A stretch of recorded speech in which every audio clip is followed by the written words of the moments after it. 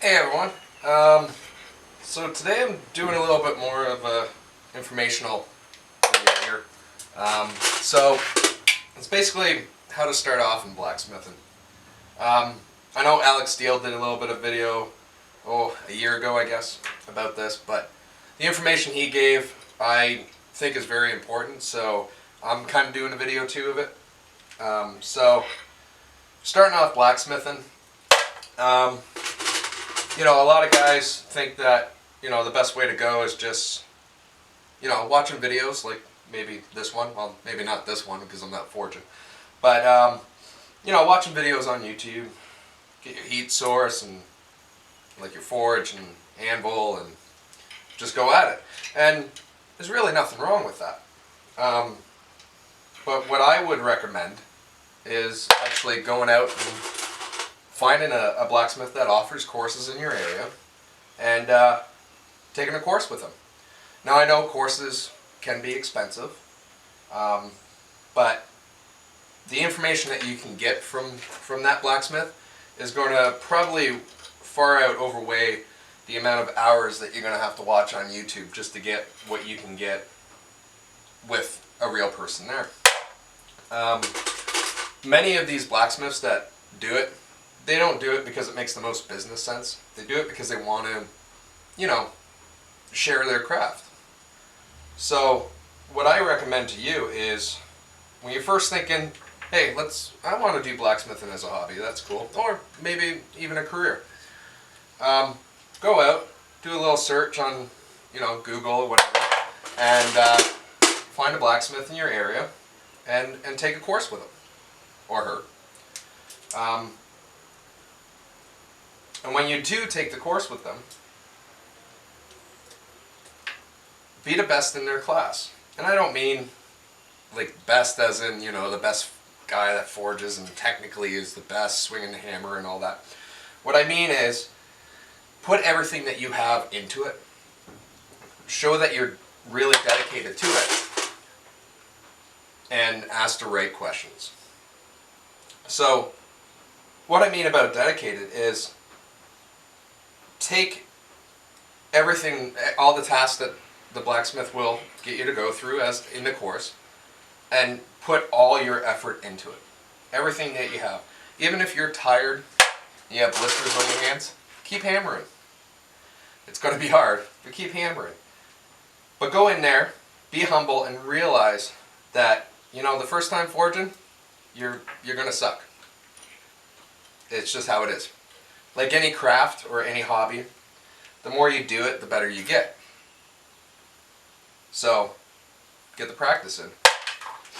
So, while you're at the course, work hard, work smart, but make sure you're asking relative questions to your level of blacksmithing. So don't go in and talk about power hammers and which one's the best power hammer to get, or, how to make, pattern welded billets and stuff. That's way past your ability at that point in time.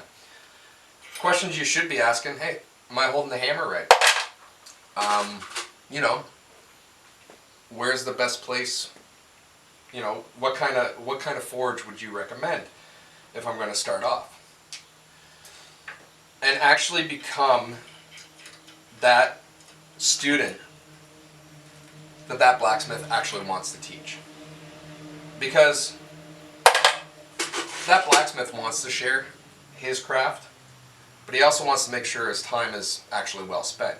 So if you're just one that, comes in, does what they're asked, don't ask questions, don't really seem that all interested, he might not put time into you. So take the time, show that you're interested in all that.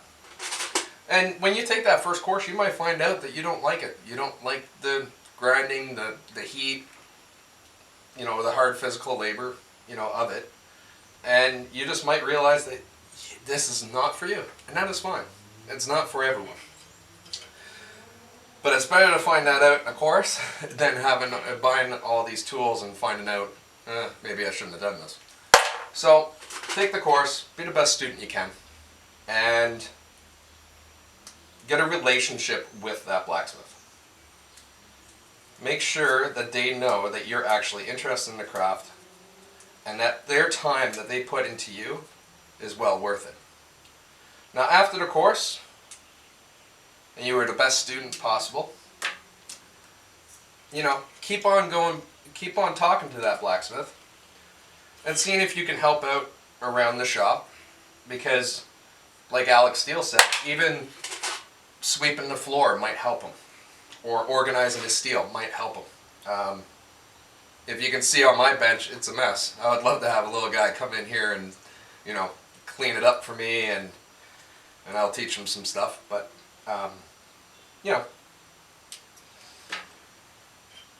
but what you do is don't get in his way.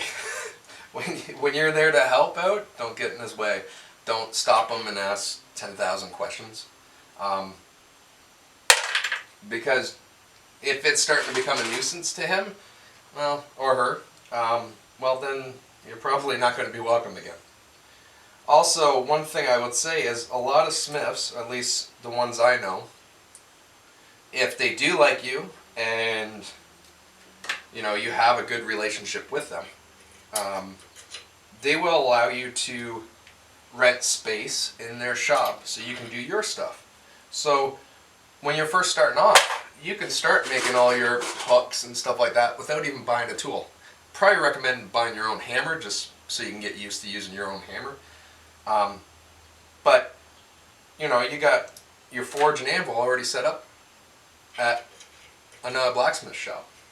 Now that might not work for every blacksmith because some only have one forge when they're doing courses and they do small courses, but a lot of the blacksmiths that do courses will actually have multiple forges, and they will allow you to use the forge in the back corner, and you can just work away that day, and as long as you're not getting in the way of his stuff, they don't mind at all. So that's another way. That is the way I would recommend starting off in the craft, is take a course with the blacksmith. It is very, very valuable to do that. And even though, yes, it is expensive, it is worth every penny. Almost every blacksmith I know, if not all of them, actually I would say all of them, that's how they started off. They found a blacksmith in their area that was teaching courses. They went out and took the course with them. That's how I started. 12 years ago I started that way. I took a course with the blacksmith, and that was actually Thack. I'll put his information down below, because if you guys are in Southern Ontario, definitely the place I would recommend going to if you can get there. He's been doing it for over 20 years or something like that. Actually more than that, I think, now, because it was 20 years when I took it 12 years ago. So he's been at it for quite some while, and he's a great teacher. His name's Rob. Highly recommend him. So yeah,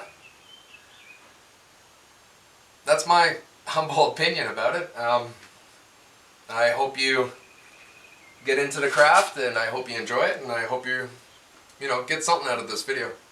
Okay, well, I'll talk to you later.